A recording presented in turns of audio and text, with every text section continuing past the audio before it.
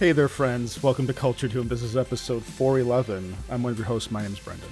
I'm your other host. My name is Alex. How are you doing tonight, Brendan? I am doing okay. I'm interested in the fact that we're basically to halfway through the season already. We're almost 6 months in because, normally we do 50 episodes, but now we're at 11 episodes. That's almost 6 months worth of content already, which is kind of weird to think about that we've already hitting that milestone. Yeah, we're basically since we're now doing the episodes on YouTube with a video every single time, as opposed to just like the year-end special episode. Right. We've also gotten into that new era of doing a season, similar to how they have it with streaming, where they're like, we'll do 12 episodes and call it a night. See you in 8 months. Yeah, but at least we're doing a full 24 episodes, 25 episodes, like an adult series should do. Next Generation. Like Moon Rising. Or no, Moonlighting. Moonlighting. There we go. Moonlighting. The adult comedy drama of the 80s. That's us. Yeah. I thought it was Remington Steele. I don't know Remington Steele. What's Remington Steele? It was with Pierce Brosnan. This was a TV show? Mm-hmm. Yeah. Did you not have cable? I did not have cable. You know this. Oh, with an E. You're making fun of me. Alex is making fun of me. What the Now hell? we make fun of people who still pay for cable. Yeah, but I would say I make fun of people who pay for streaming. Yeah. How embarrassing.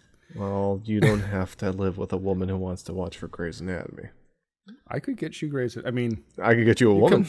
No, you can't. Nobody can get me a woman. I've given up. It's over for me. It's ogre. It's all ogre. Over. It's all over. It's over. It's all over. So what was this? What is this? This was like the cable version of Moonlighting? Yeah, I guess so. Or I think it was on television. I think it was on network TV. I just remember the name of the show because I was Remington Steele and I was thinking to myself like Lexington Steele, like the porn star. But how do you know these people's names? Who? The adult performers. You know a lot of their names. Yeah. It's getting a lot harder now, though. Like as time has progressed, and a lot of these people have retired or they've moved into like a different genre of that field.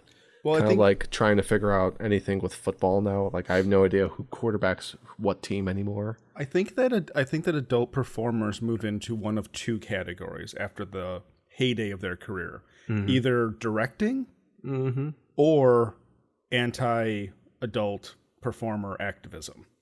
These are the two fates that await every adult performer that you see on the internet or on VHS.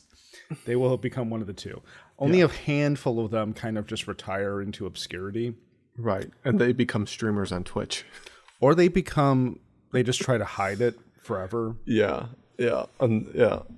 Or they kind of get like a lot of them get into like that sort of like the that sunset phase where they kind of move into like the quote unquote like MILF or like daddy group, even though it's like, oh, she hit 32 and now she's doing the MILF stuff, and it's like, what?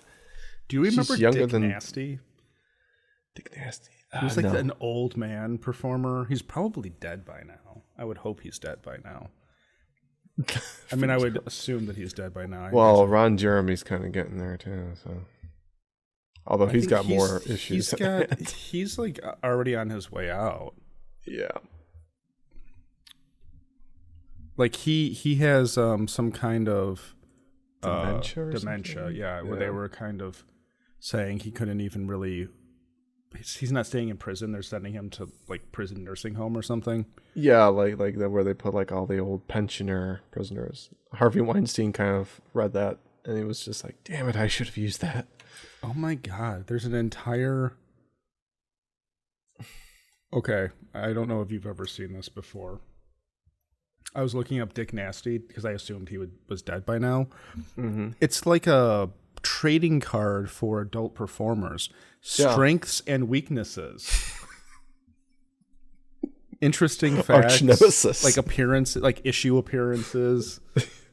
last issue, first issue. You know what I mean? It's like... Mm-hmm. Yeah. Interesting fact, Dick's favorite position is the Orange County Shuffle. Should I look at it? Should I risk it? Oh. You can always blur it out if you need to. Popular after Orange County, California, which is the unofficial capital of the industry, the position originated in the 90s low budget. Oh, God. This is a history lesson. Okay. Involves 2 girls on their faces and using their cheeks as a surrogate orifice.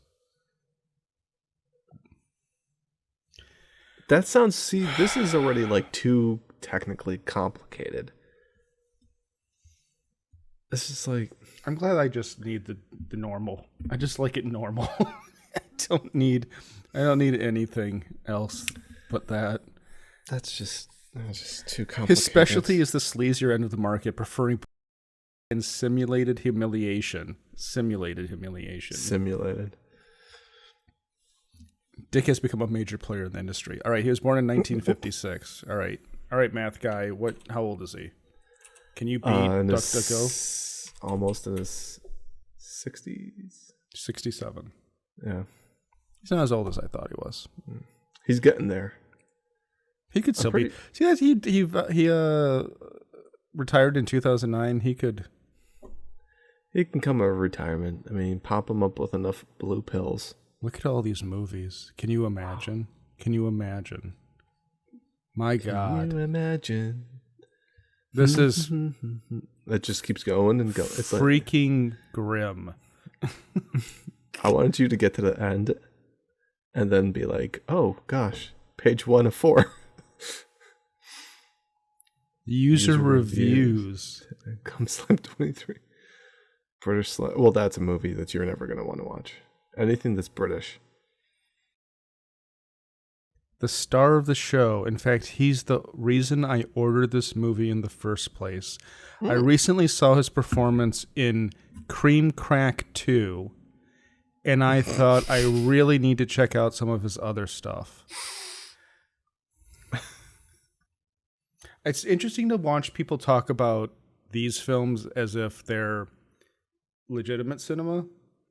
Like you and I just did an episode on the other. Oh, I don't have it bookmarked, but we just did 10.5. Yeah, we did episode 10.5. That was all about movies, and we talked at length about Film by Name, but we weren't talking about Cream Crack 2 at any point during. No, we should have show. though. I mean, that would have jumped our viewer count by at least an additional 2. That'll move. That'll be next time. Move the needle. We'll do a special, like our favorite adult entertainment. We should do that. Yeah, except that mine will all be weird indie picks. I might have some foreign picks, which are all Japanese. So. I don't know that I'm prepared to go down the road of us showing each other our favorite adult entertainment selections. Well. Also, to spare your sons the future embarrassment of this existing in the wild, I won't permit that to happen. Well, it would be funny if Nicholas just comes up to me and he goes like, "You like so and so?" I don't know, Dad. She's pretty mid, in my opinion. I don't know that you're ready for that conversation. No, I'm not. There is a countdown happening on this show. I don't know if you realize that. And I work here. Yes, and the countdown is the fact that you don't have a basement and you have 2 boys who will eventually be old enough to stay up past 9 o'clock. Yeah. Well, we have a crawl space. So you're just going to put the kids. You're going to put the kids in the crawl space while you do the show? I like it. I like that idea. I'll spray them with the hose. I think you'll need to just move into your little you have to run an extension cord out to the shed. The shed. Yeah. I think it's the only scenario where this continues to happen after your kids are teenagers. Option number 2, though, is the playset. Because they're kind of not too keen on the playset. Nicholas wants to go to like the really nice park because the nice park now has the big, huge slide, and it's like 3 levels, and it's really cool. And I'm like, Zachary's just like, so the playset is going to the garage sale. yeah, I'm gonna put up some soundproofing walls. It's gonna be very tiny. It's like I'm gonna be doing pirate radio in there. Right now, the first floor is a bakery that only makes banana bread. But you know what's going to happen? Yeah, they always run out. You know, I can tell you where your future is heading. A Baymont Suites. I was going to say you're going to be sitting in the backseat of your car with a laptop and Wi-Fi trying to do this fucking show. Well, we got that new surfboard and the Wi-Fi is fantastic. It'll be a complete circle. Yeah. Now that we're in the fall of our lives, I'm going to get some shoestring French fries to nibble on. Yep. Mm-hmm. Some black coffee. I pointed out to my mother that but specifically I had entered the fall of life, and she gave me this blank look and was like, "What does that mean I am?" I want to kill myself. Anyway, so you're doing well. Everything's fine at home. The kids are happy. You're happy. Erica's happy. Yeah, I think everybody generally is happy. Erica's getting stuff ready for 1 week boutique to sell. Because we need to get rid of stuff that the boys don't wear or they don't play with. Do you have taking up Easter plans? I don't know what the Easter plans are. I mean, I'll probably just like go and get them like each like a little basket from the store. That's kind of got some things in them. Wait, you guys aren't dyeing eggs? Not really. No. You don't want to do that with a 5-year-old. That's the... No Christmas trees, no eggs. No, we had a real Christmas tree. We decorated. We had lights outside. We had lights inside. Okay, all right. Well, you took like a few years off from doing that. Yeah, I wasn't too keen about that. So, I'm starting to doubt this, and then you're like, "Oh, we're going to church," but I'm just saying you're not doing any of the fun stuff. No holidays. You're going to church. What's the point of going to church without going to the holidays? I think we might do maybe like an Easter egg hunt at her uncle's farm. That's good. So they kind of do stuff, but we don't know really the plans until like the day of or the day before. Hey, all I can do is parent by proxy. So like, just I appreciate that. I appreciate that. Speaking of parenting by proxy, Alex. Yeah, we didn't really get into it, but we had a minor disagreement via text message recently. You sent me a photo of a receipt. Mm-hmm. Do you remember this? Yes, I did. He sent me a photo of a receipt. Where were you guys at? What was this? It was something I found on 4chan. Oh, I thought you actually went out. No. Oh, I assumed Alex went out with his wife and family. We have 2 kids. We do not go out anymore. We have to pre-plan stuff like 3 months in advance. Yeah, but like you could take the kids. We went out with your kids. Yeah, but that's cool. That's fun. I mean, thanks, buddy. You know, I can't. We go out. I told you we go out and we don't know what to do. But like we had lunch today. I seriously want to come and just date. Alex is like a child now. As he approaches 10:30, he just. I turned the Benjamin button. I want to visit you and take care of your kids so you and your wife can just go out and have like a night together. Because you... yeah, but we'd want you to come along. No, but I'm saying, but that's the point, is that when's the last time you and your wife Alex is like... Is it you guys want me to come along or you want me to come along? Well, the thing is, like, if we do that, then you're going to have to put the boys to bed. And that involves... I can read. Reading them. I can still read. I know you can still read. I mean, you're not that old. Alex, don't forget it's me. It'll be like, hey, everybody, you guys know what cough syrup tastes like? Look. All right, good night, everybody. Well, then there might be baths involved, and you're going to have to give them baths. When I visit, they only got like one bath over the weekend. I don't need to give them a bath. Yeah, it was just a timing wise. It's one. They just need to have. They can do it on Saturday night. Yeah, but you'd have to read like Zachary, like the Coco Melon book with a little puppet finger. That's fine. And then like a Dr. Seuss book, and then you'd have to like hold him as he kind of like snuggles up on you, and you have to rock him. Yeah, and that's put him all down fine. His crib. But is Zachary still in diapers? Yes. Yeah. Yeah. But the other one's He's a potty big trained kid too, so yeah. Yeah.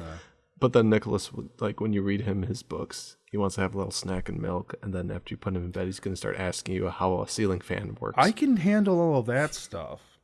Uncle Brendan, how does the fan go forwards and backwards? You're like, well, it doesn't go backwards. Even like the diaper stuff, I could power through.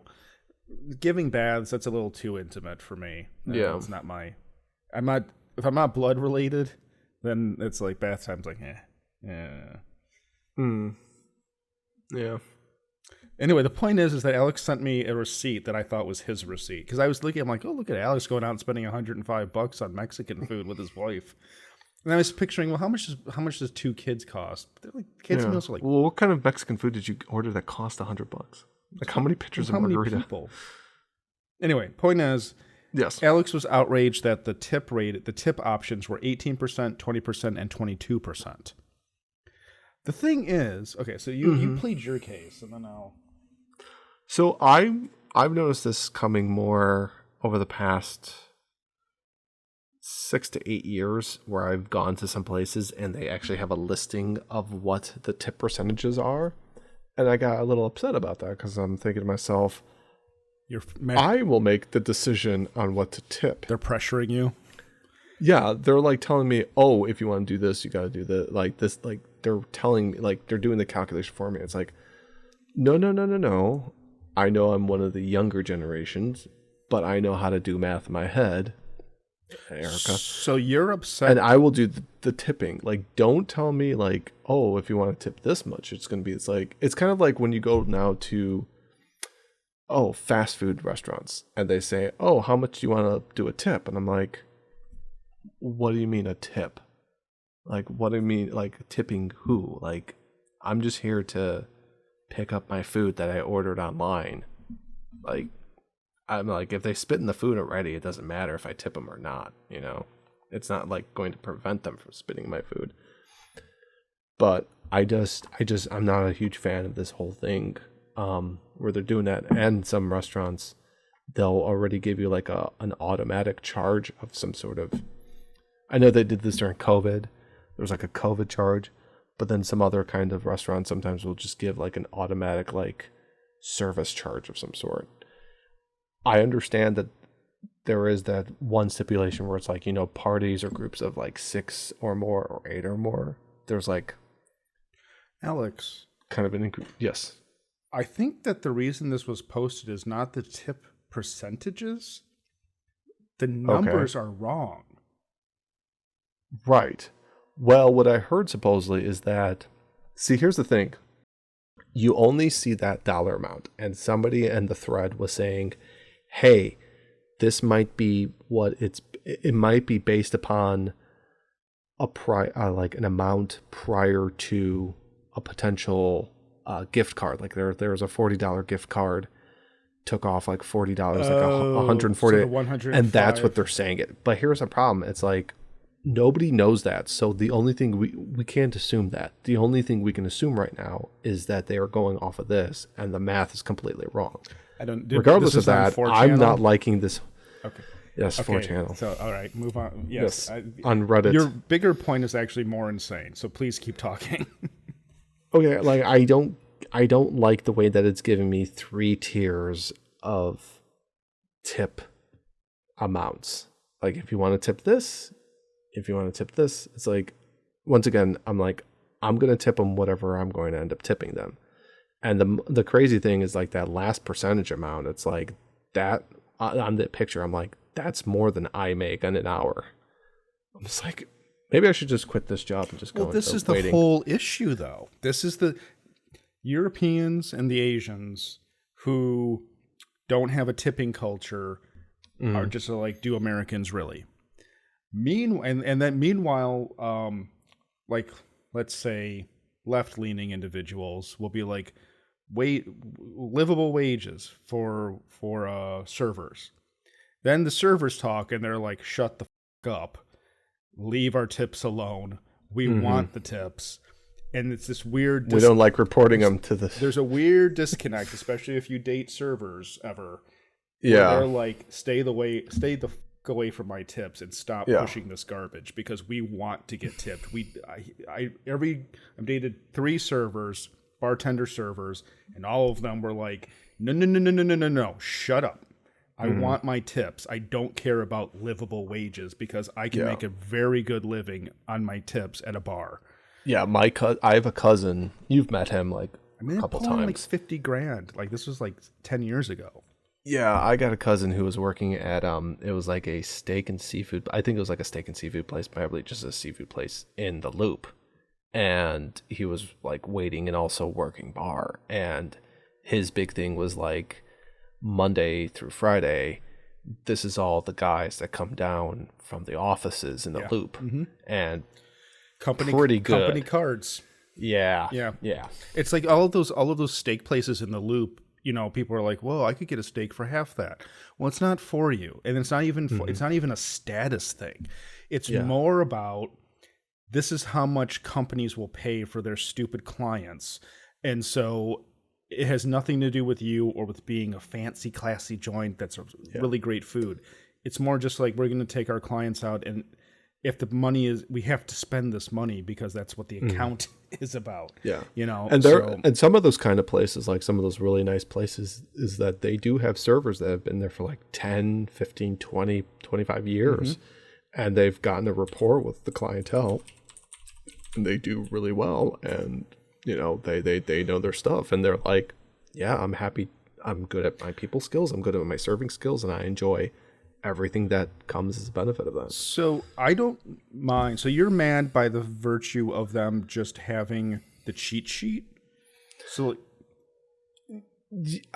is it the percentage amounts or that it's there at all?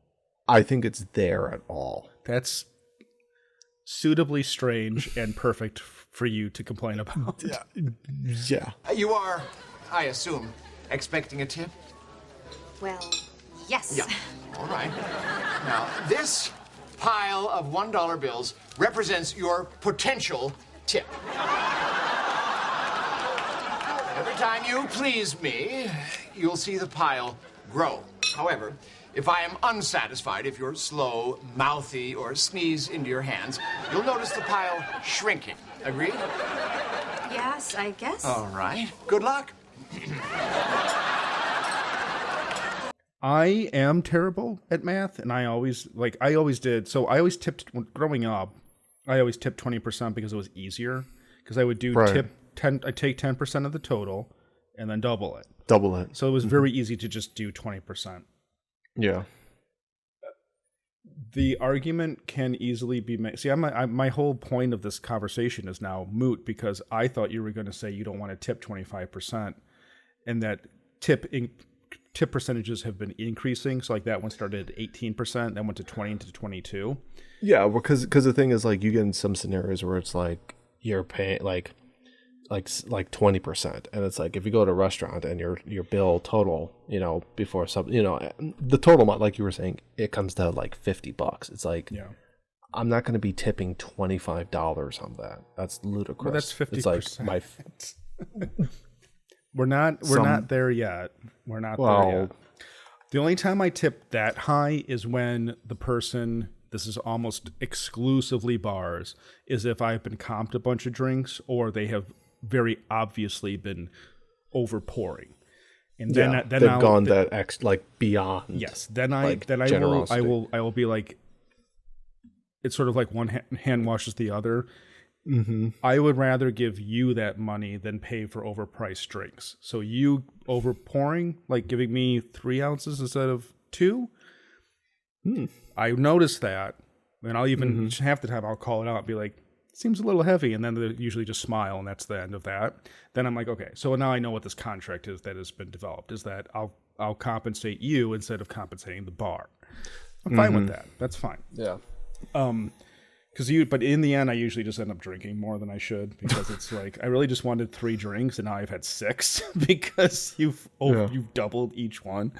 But yeah, so no, to me, on one hand, I agree that restaurants, the 20% should be like it because the restaurant should be changing its prices to accommodate whatever it needs to get on the upper half for inflation or whatever. The problem is that as I understand it and that I've kind of seen, is that the restaurants are always a razor thin margin anyway. And so that really is not going to give the servers what inflation demands necessarily.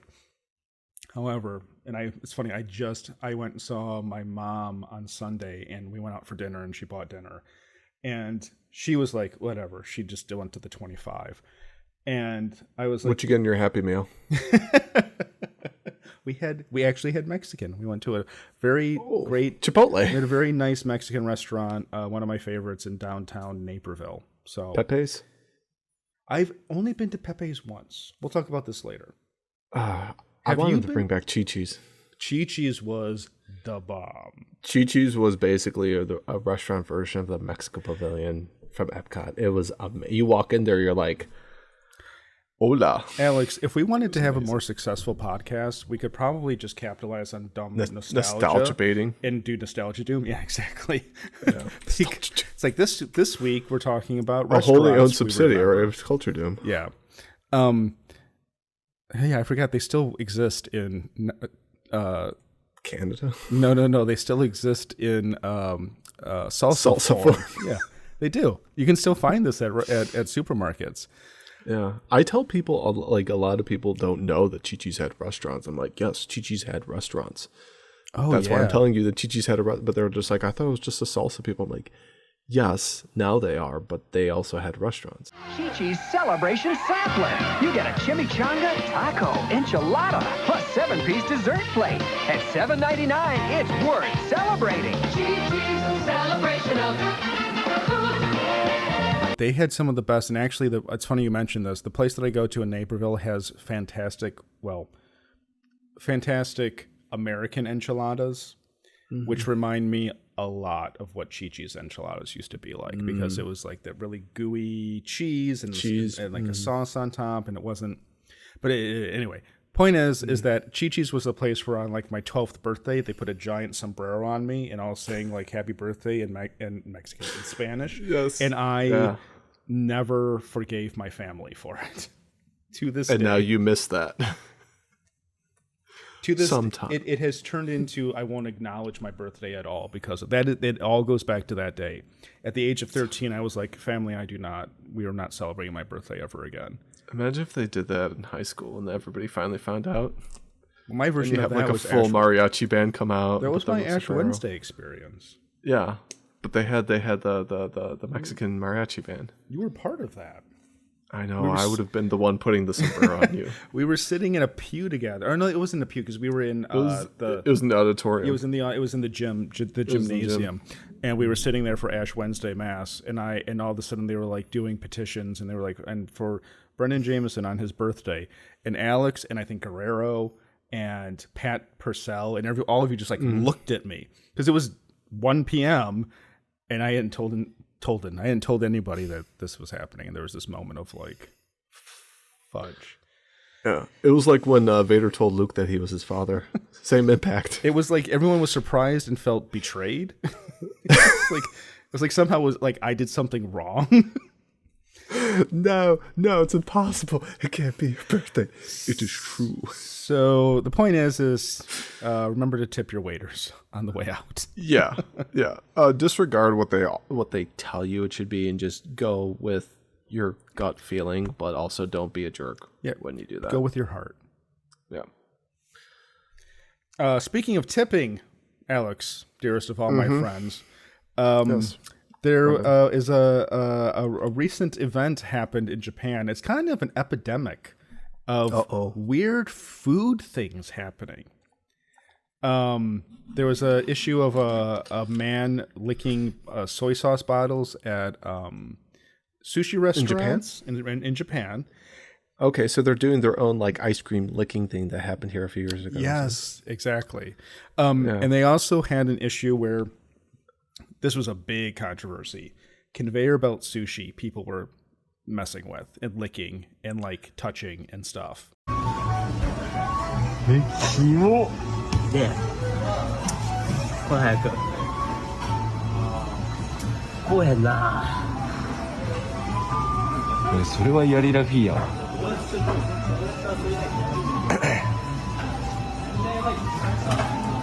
動画撮っとるかな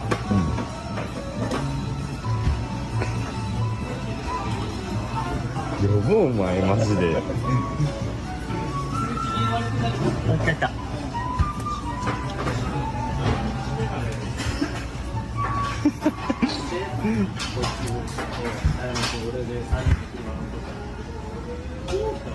やば I am an aficionado of conveyor belt sushi. That's something you just don't do. It's very rude. It's exceptionally rude. Deeply shameful. And I've been waiting for many, many, many rotations of this said conveyor belt to go and get that particular cut of the fatty tuna, and every time. Not maguro. What's the fatty tuna called? I don't remember. Because maguro is like the normal fatty tuna. Then there's a fancy fatty tuna. Toro? Toro. Toro sushi. Yeah. Yeah. All right, we've got 2 diners are arrested over a prank video at Yoshinoya Beef Bowl restaurant. Just a pranku. Bless you. Sorry. I know that was... Did you get to meet Billy tonight? No, I left before Billy showed up. He was coming at 8, and I wasn't going to stick around for it. Oh, yeah, no. Because, they can't show up at normal times. Yeah, like normal human beings. They didn't want a bunch of people to be standing around being like, oh, like what happened to poor Patrick Swayze. He was there? I'll tell you later.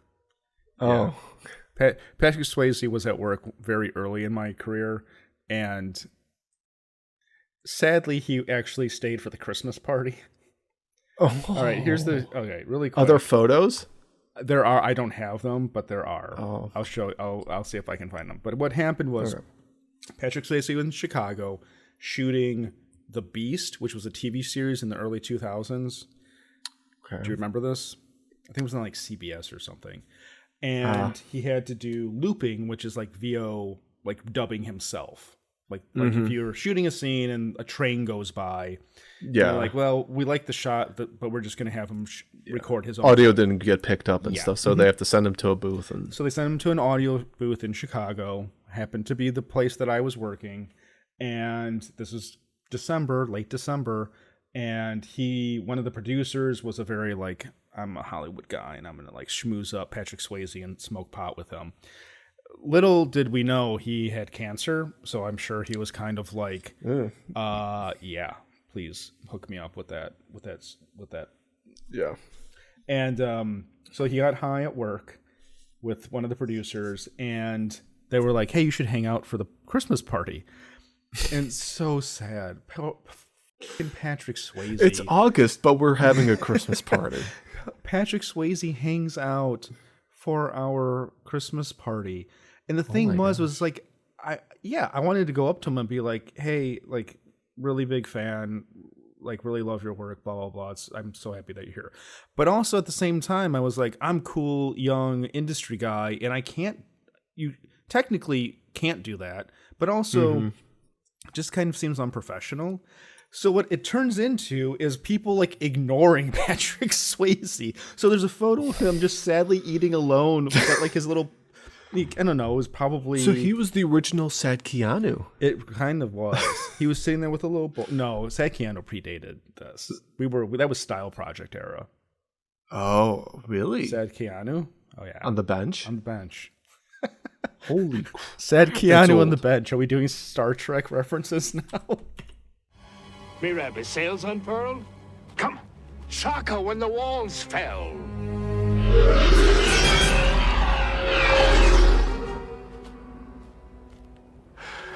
Shaka when the walls fell. Darmok and Jalad. Yeah. It's like Sad Keanu on the bench. On the bench. When the pigeons came down. When the sandwich was eaten. I don't even know. I don't think anybody even knows what species or what the name of the guy is. 2010. Was it? I think it might have been sold at that point. Yeah. No, you're right. Yeah, its heydays were like the early to mid. 2005, 2006. Point is that so that happened, and then there was a really embarrassing photo that I also have someplace, and I will try to find and show you. There's a photo of an old accounting person who just wanted a picture with Patrick Swayze but didn't go up to him, and so he's sitting there eating his whatever food we had catered, and he's like holding it up, and he's looking directly at the camera, and there's this woman standing behind him, just like walking by, like. It's so bad. And I felt bad about that photo just because I thought it was embarrassing. And then you find out he was dying of cancer at the time. And it's just like, man. That would be perfect to go in one of those like behind the scenes, like on set photo threads. You know, the kind that they have sometimes. Oh man. And now that he's dead, I would actually be okay posting it. And it's 10, 13 years old photo now. Yeah. It's kind of like I don't know where that picture is of me and Bruce Campbell. But I think I kind of know where that picture is of me and my class meeting Michael Keaton. Oh, that was during the when you were an extra? Yeah. Tell your extra story. What scene are you in?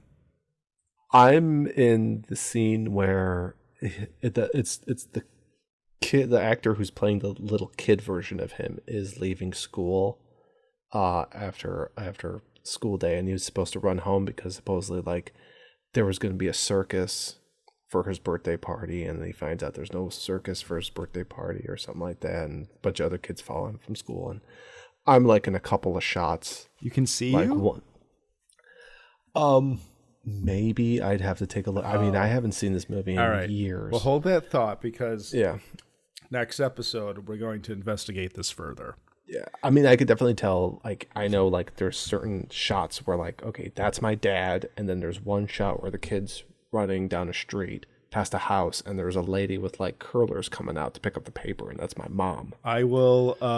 You are our version of Patrick Swayze. Patrick Swayze. No, you're our version of Mike Stacklasa and Rich Evans when they were on at Navy Pier for that terrible movie. You don't know what I'm talking about? You have to be more specific. They were at Navy Pier for like a Drew Barrymore shoot as extras. Oh god! And you haven't heard the story where no. Mike Stacklasa was on like. It's already terrible because you said Drew Barrymore. It might not have been Drew Barrymore, but it was somebody like that. It's still bad. Anyway, we're moving on. Back to the reason we got into this. Jesus Christ. 11.5. 2 men have been arrested for allegedly harming the business of a Japanese bowl chain Yoshinoya Co. Big chain too. Big chain. With a video of one of them eating directly from a container of toppings meant for all customers. Osaka police said Tuesday. Ryu Shimazu, 35, and Toshihide Oka, 34, the elderly hoodlums. Yeah, you think that, okay, knock 10 years off and that makes more sense. Yeah. But not mid-30s, they should know better. Also suspected of damaging property after a Yoshinoya restaurant in Osaka was forced to discard red pickled ginger toppings and sanitize its containers. So the video that they're referring to is this one. Stop! You did this last episode when you were reading the preview of the article that we're not on. I thought that's what you put up there. No. This one. So this is. I don't want to get this dinged by the content police, but oh my gosh! So this is what happened. He's eating. I love though. Okay, actually, now I only watched a little bit of this. Mm-hmm. At first, I thought that it was kind of a much more. Because he's kind of like shoveling it in there and it's falling out of his mouth. I was thinking, yeah. Okay. Well, I will say it. You were talking about the thing that happened with the ice cream at like a Walgreens or a CVS or something. Yeah, something This like is that. still pretty tame compared to that. Right. So nasty. A young woman is seen on video licking a container of ice cream and putting it back in the store freezer. Lick it. Oh, you foul. Put it back. Put it back. Put it back. The video of the woman being dared to lick the ice cream has been viewed more than 10 million times. But also deeply shameful, not befitting of a... Very shameful display. I do have to say, though, I think that... All right, let me finish this article, and then I'll finish this up. Shimazu had used chopsticks that he had eaten with to take some toppings from a container, and then ate while Oka filmed him on a smartphone, posted to social media, shared widely among users. Police said the two admitted to the allegations, with Shimazu quoted as saying, "I wanted to make everyone laugh," while Oka was described as saying, "I asked Shimazu to do something funny. I wanted to show it to everyone because I thought it was funny." So the interesting thing, just culturally about Japan, I feel that all of this has to do with is, so the stuff about the sushi restaurant, like the stocks or whatever, that restaurant almost went out of business because of one video of some guy licking a piece of tuna and sticking it back on the conveyor belt, and then all of Japan said, we are not eating at conveyor belt sushi places ever again. Meanwhile, this is just putting up the differences between the United States and Japan. Meanwhile, Chipotle had like a huge like E. coli thing or something like that happened recently. Several outbreaks. Maybe like 10 years ago, 5 years ago. And I remember I went to Chipotle and stood in line with all the other people on my phone reading about the E. coli outbreak that happened. And I was just kind of like, it's fine. It'll be fine. I'm not really worried about this. It wasn't this location. It wasn't this particular location, so it'll be fine. But it is funny to me how it's like one little that little thing happens and then the entire restaurant goes out of business. Yeah. It's cataclysmic. It's cataclysmic, whereas company. Americans are just kind of like, it'll be fine. It's like, you kind of shrug your shoulders just because of how, I guess, in the case of E. coli outbreaks, it's very common. Or it seems more, regular than it was before, and people are just like, they'll fix it. They'll get that exposed salad, lettuce taken care of. It'll be okay. There's no sweat off my back. Oh, there's a whole article called, speaking of like that, it wasn't a big deal. Here's why E. coli isn't a huge headache for Chipotle. 2015. Wow. Okay, Oregon and Washington. Yeah, I think it had something to do with the lettuce.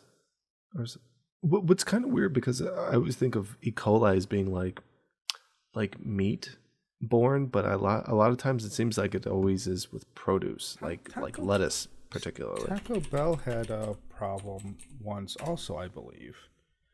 And I think that's why they don't put... Oh, did I break... The internet? I broke DuckDuckGo.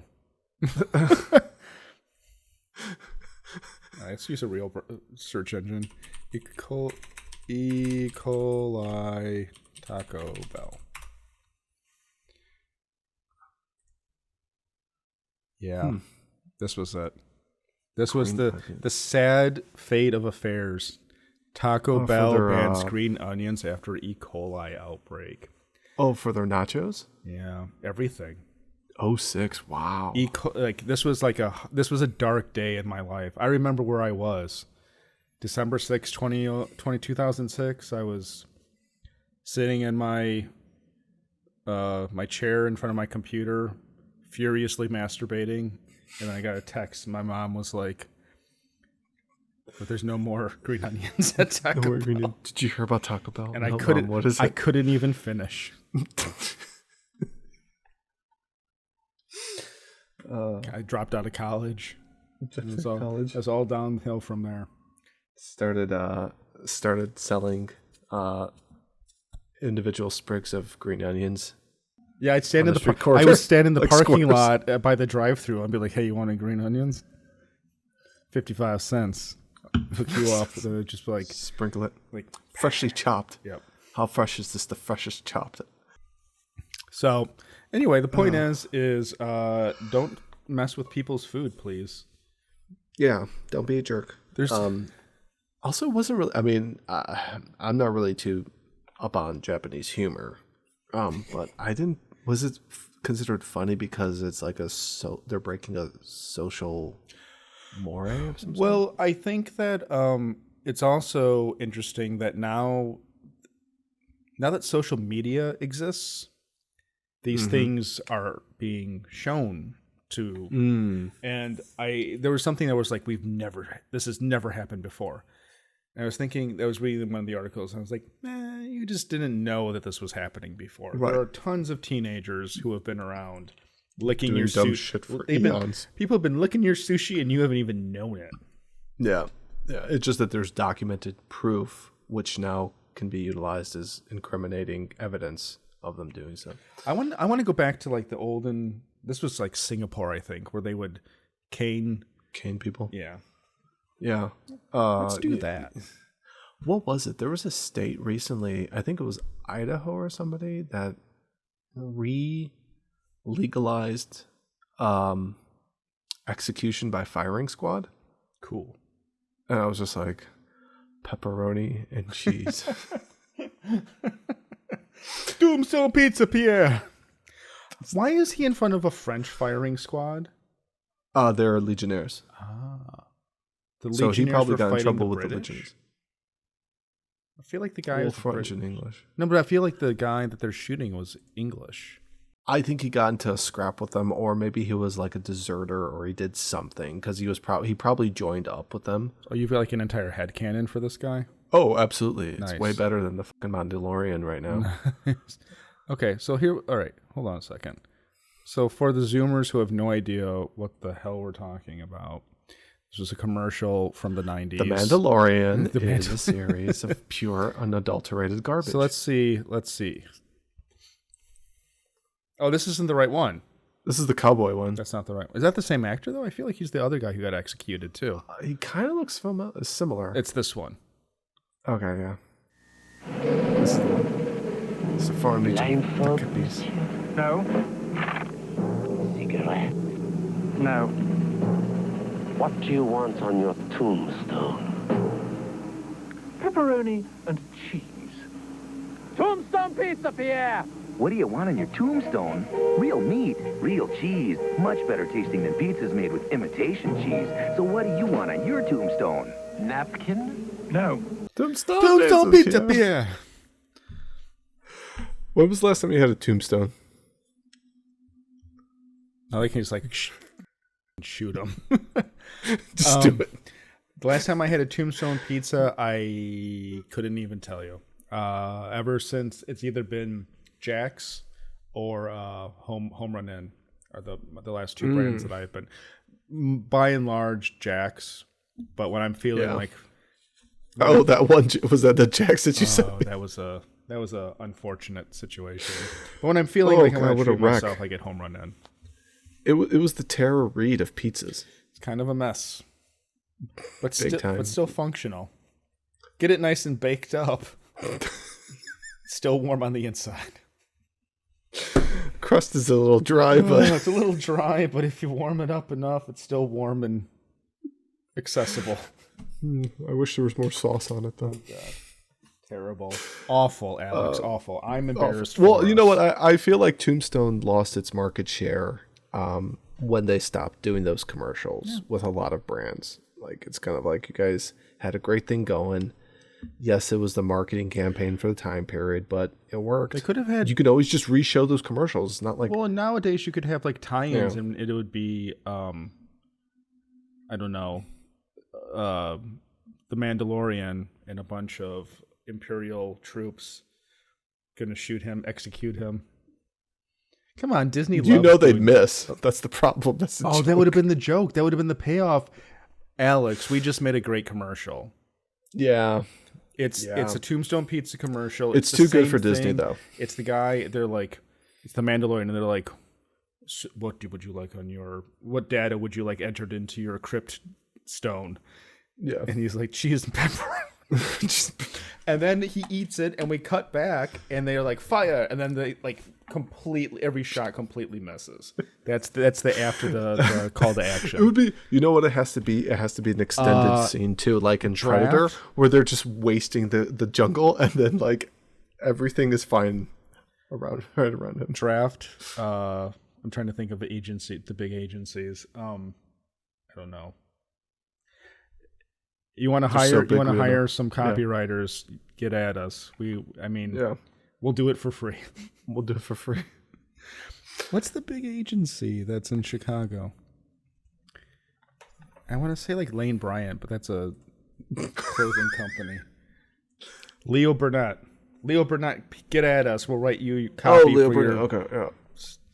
Anyway, I've seen like the vegetarian chicken nuggets that are shaped like dinosaurs for the like kids, and I'm thinking, why do they have to look like dinosaurs? Like, you're just basically eating matter at this point. Yeah. Alex, do you realize, speaking of shaped food, when we were doing our conversation on French fries on episode 410, we neglected to bring up dinosaur-shaped or animal-shaped French fries at Brookfield Zoo. Oh, I just which is one of my favorite fries. Yes, because it was very easy to create an entire massacre of half-eaten fries with ketchup.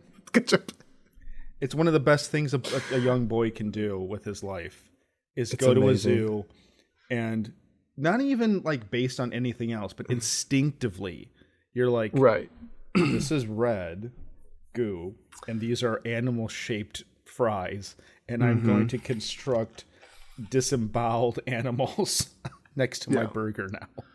The bears have become cannibalistic for each other, and they're just going to eat each other. Those are good French fries too. They're terrible, but they're great.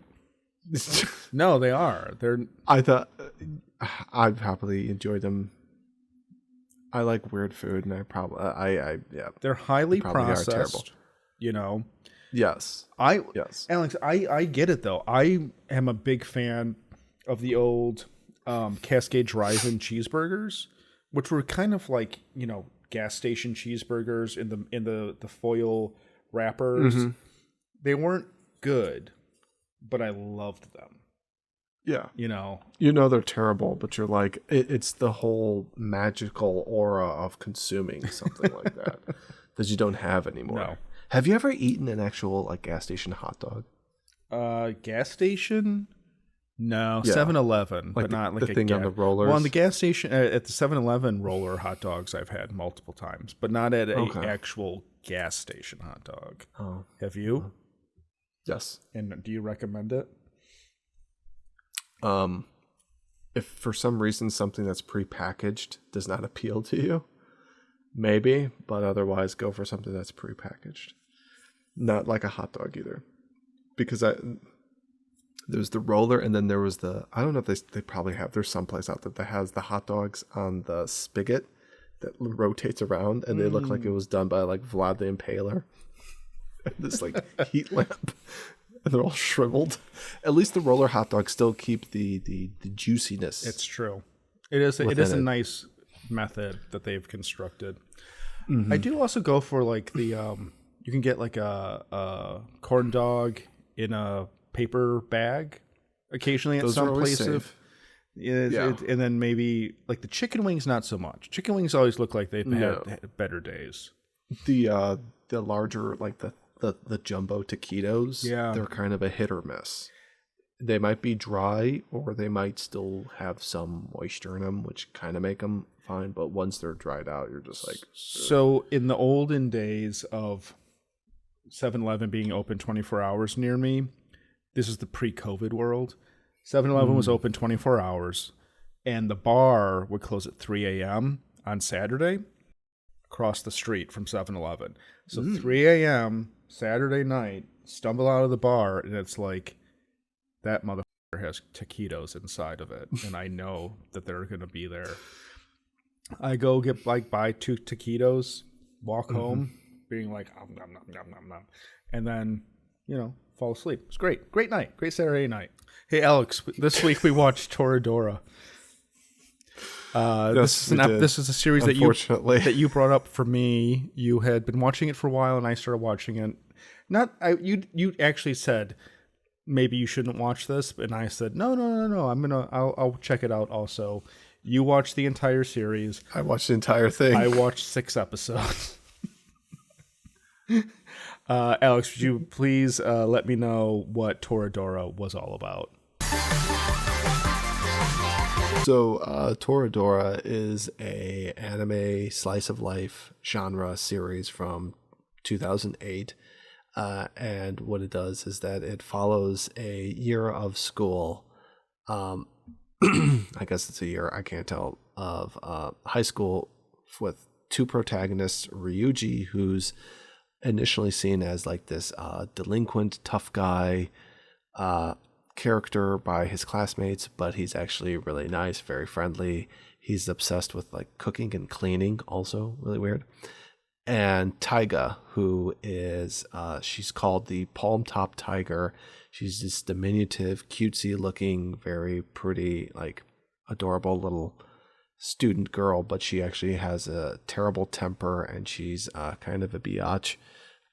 And the way that their paths cross, in which they have crushes on certain individuals, and they decide to make a pact and agree to help each other achieve their goal of getting together with their respective crushes over the course of the school year. And the trials and tribulations, I guess, that come with it being a slice of life high school series. It's slice of life, but it's got I would argue primarily romantic comedy. Anime. Yeah, it's a rom-com. Because I would say K-On! Is slice of life. Slice of life, yeah, just a straight up slice of life. Because there's no real romantic edge to K-On!, whereas I feel like the romance aspect is pretty significant in this one. Right. So why did you start watching Toradora? Where did this come from? I think it was just something that I saw on Netflix. Just like I read the description. I think it was something where I started this before we watched not Eden Zero, Summertime Rendering, and then Chainsaw Man, and I kind of dropped off after like maybe 10 episodes, and then after that I kind of watched like a here and there episode, and then last week and a half, 2 weeks, I kind of picked it up to finish the series, because I'm kind of, I feel like I've gotten back into watching anime, but I don't want to do just like slice of life. I want to kind of do something, one genre like isekai, another one do shonen, then do slice of life, like basically break it up so that it's not very monotonous, where I start hating or not finding anime entertaining. Genre. Yeah, sure. Yeah. So, and there's people who do that. It's perfectly fine. That's your own thing. But for me, I need to have a little bit more spreading of, interest and stuff. Variety. Yeah, variety. So I kind of saw this on Netflix, and I'm kind of going between Netflix and Amazon and Hulu with their selection of, anime and stuff like that, just to see what's out there and available. So this was just kind of, they were like, hey, since you liked K-On!, you might enjoy this type of thing and stuff. So that's kind of how, because I think we were kind of like, oh, hey, slice of life, just enjoy the good things. And I was like, yeah. Well, it's interesting because you were you had just started talking about Densha Otoko, yes, which is another romantic Japanese series. Mm-hmm. So I was thinking to myself, Alex has started going down this romantic comedy. He's getting rabbit soft in hole. his older years. Yeah, well, I was also thinking like, how's the marriage going, Alex? You guys, everything okay over there? You're watching this very like idealized romantic. Oh, it's fine. I mean, I don't know, but I assume it's fine. It's fine. Yeah. It's fine. But so this is what you watched immediately or finished immediately after Densha Otoko, which are 2 kind of romantic comedy series back to back. Yeah. Actually, I just finished this a few days ago. Yeah, but so Densha Otoko was the last thing you reviewed. Okay, I thought it was Chainsaw Man. No. Oh, okay. Well, yeah, okay. I don't know. You finished Watching Hero Academia now. So. Well, okay. We'll get to that in a second. Yeah. But so, all right. So, what did like I said? I only watched 6 episodes. What did you feel about? It's very by the book, very Toradora. by the beat type of romantic comedy, like you said, slice of life romantic comedy. There's not really many types of big twists or plot changes or surprises of any sort. Oh, really? The ending itself, compared to a lot of other ones, I would say, like is romantic comedies or romance type of things, is one that's kind of an outcome that's I would assume is uncommon. I didn't really think that it was going to end the way it did. So it's not what you think is going to happen. Right, yeah, the type of outcome between characters and such like that. I had an ending that I kind of predicted after like the 4th episode. So you definitely do, and then it starts like dragging on and on and on, and you're just like, is it going to happen? Is it not going to happen? Okay, so I'm gonna bleep this out. Whatever occurs. I'm gonna bleep this out. But does no.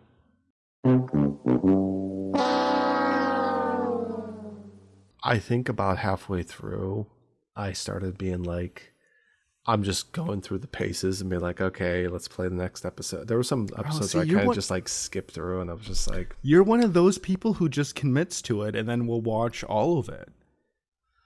Yeah, but I'm done with The Mandalorian. Okay, well, good. I'm glad. Yeah, no, I'm. But like, I just know a lot of people who will start watching a series and start getting irritated or not liking it halfway through, and then they say, "Oh, I've watched 12 episodes. I might as well watch the next 12 and finish it." Mm-hmm. And I just don't have that mentality anymore. I get to, if I don't like it after 12 episodes, I'd say, I'm done. Because what is that rule that like there's like their supposed like rule of the fours, and that's happened. You know, that's happened to me with Black Lagoon. I just Alex, you are so fixated on the series and how you don't like it. It's just fascinating to me. It's not that I don't like it, because everything in that show I should like, based upon things I like.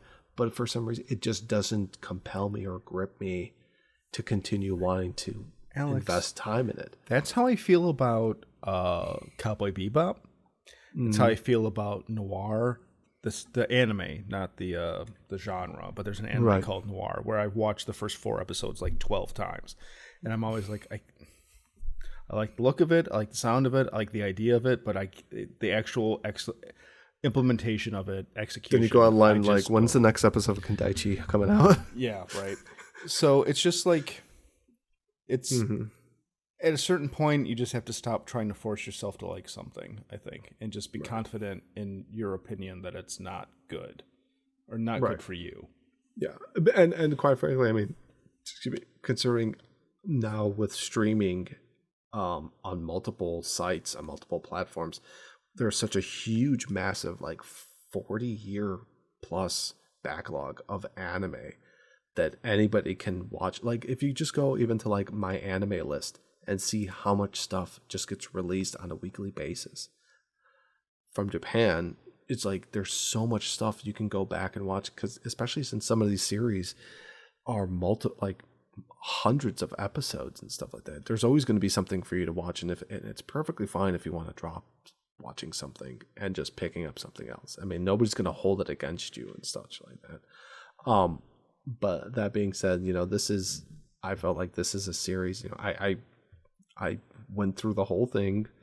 You know, I felt like there could always be a chance that I would just drop it and stuff like that, because it's, you know, I think it was just like, all right, I'm halfway through, let me just finish it. But so here's, like, for me, one thing that I've noticed, something that you really respond to, you know it right away. Like, K-On!, I think I watched both seasons in a week. Mm-hmm. And I think I watched Chainsaw Man in the course of one week or like half a week, Whereas like I started watching it, and it's like, so Chainsaw Man was 12 episodes, so it was just like, oh, I watched 4 episodes in one day, so that's a quarter or a third of the show. Yeah. So it's very easy to get through that. And then K-On!, which was something you had talked about, and I was always like, I'm serious sci-fi, art film guy. I'm gonna watch Ghibli. I'm gonna watch Satoshi Kon. I'm gonna watch Mamoruoshi films. And then you're like telling me to watch K-On!, and then I watched like 2 episodes, and I was like, oh my god. ここがホームセンター。マギちゃん？便利グッズがいっぱいあるのよね。大小さまざまな電球とか七色のビニールテープとか。まあそうだけど。マギ、ホームセンター来るの初めて？うん。一度来たいって思っていたの。行きましょう。私も行く。This is like instantly, it was just like there. Yeah. And Oshi Chads respect the K-On! It was like, and it's like it's the sincerity of something like that. This show, I didn't find offensive. I just didn't. There was no hook for me. It was just bland. Yeah, I guess. And it was funny because I had seen a thread on the boards. That was like the boards. I watched the show. I watched Toradora. Oh my god, crying face, whatever.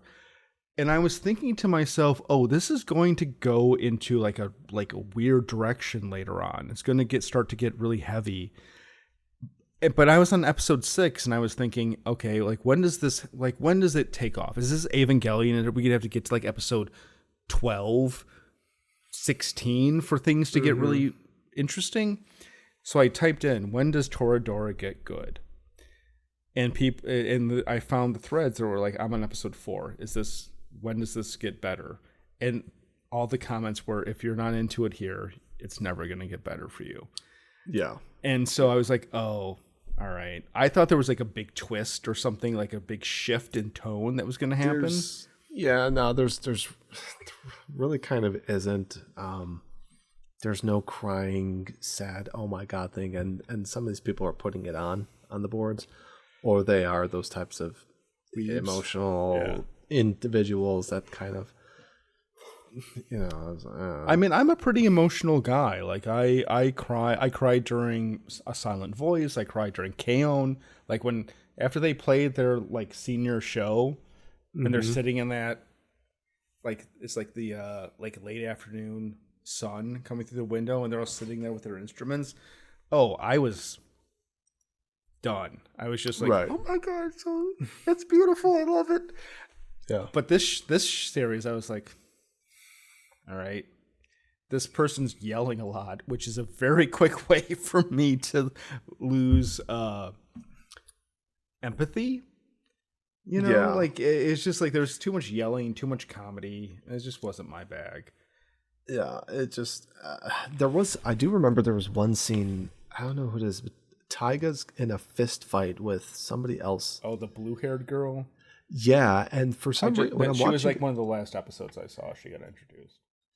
That fight, like the animation in that, I was like, why has this gotten really good animation quality for this one fight, and then it never really repeats itself? There's like a brief moment in a far further episode, but like it felt like the anime quality for like the intro credit, like the intro of a series, which there's a certain there's a certain word that they use for it, but it just kind of felt like that. It was almost like Sasuke versus Naruto. Oh my god, Alex, you crazy person. What? You absolute madman. What would I do? I was literally pulling up this fight of how this is still one of the best fight scenes. I remember watching this scene in college and being like, whoa, what show is this? This is, I was laying, so I had like my little Sony Vaio, and I had the screen pointed at my like mattress on the floor. And I had been watching this like junior year of college, And then it turned into this fight scene, and I was like, "Oh my god, that's super cool! Look at this! Look at this animation." And it's almost like, doesn't it kind of almost have like this cell shaded? It does, but it's not.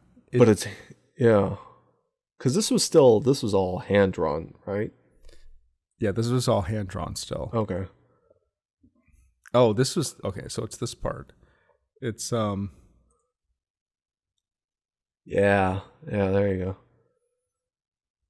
Oh, it's so good. It never 90% really got of the series yen has been. It never really got better than this either.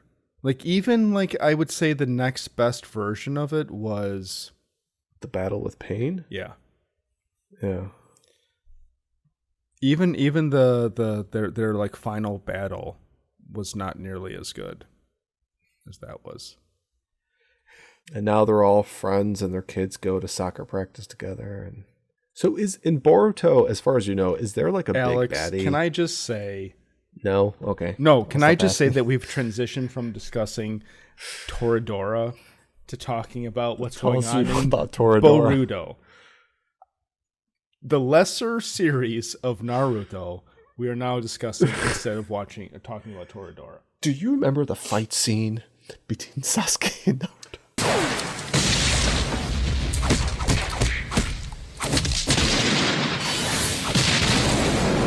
All right, how many pots of gold? I want to show Alex Naruto clips, so we're going to wrap this up really quick. How many pots of gold would you give to Toradora? I would give it 2. It's fine. Oh, shit. I was going to give based it on 6 episodes, I give it 2. I've also had a lot of cheap whiskey, so. Yeah, I'd probably series wide. I would probably just go with 2. I think I rated it a 5 on MAL. Okay, so that's equivalent. It's basically 50%. It's just kind of. It's a series. It's a slice of life rom-com that if it's talked about around the water cooler, you could watch it, but don't expect it to be a life-changing. The weeb program. Water cooler. The weeb water cooler. Well, so how much filled with Mountain Dew or whatever weebs drink? Bubble tea now? Like, what do they drink now? Like UCC coffee or milk tea. Itoen green tea. Itoen. Well, that's it. That's like we drink that. We still do drink this. Alex, dude, at our powdered wig. I think that we're powdered wig meetings out of touch. Yeah, I know. Yeah, I saw that. I think somebody else is out of touch, and it's not us. Number 22. How is this so popular all of a sudden? It's like a 2000. Like, see, I don't. 8:30. Wait.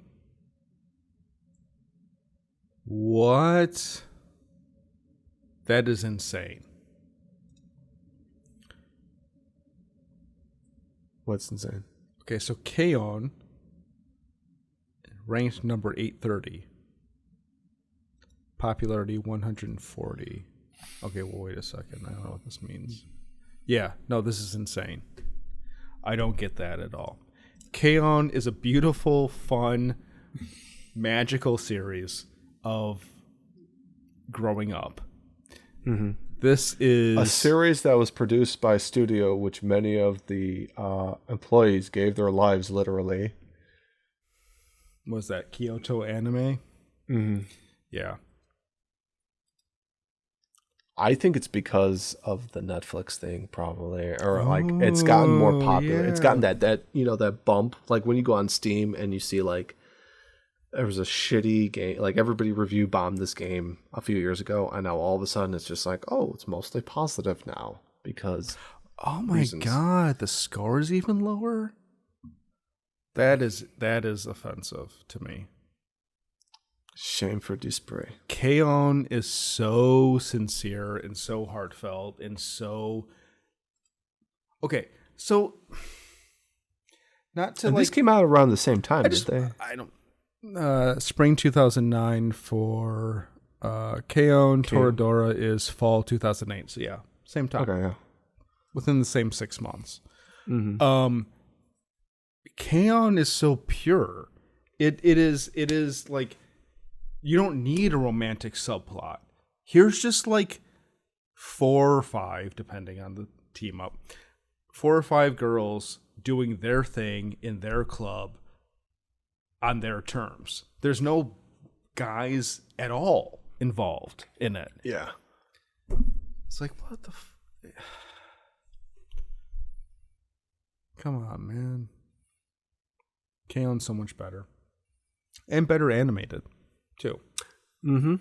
So better music. But that's a given. So Alex said, you said 2 pots of gold? Yes. So we're in agreement. I'm glad that I didn't watch all 25 episodes to come to the same conclusion as Alex.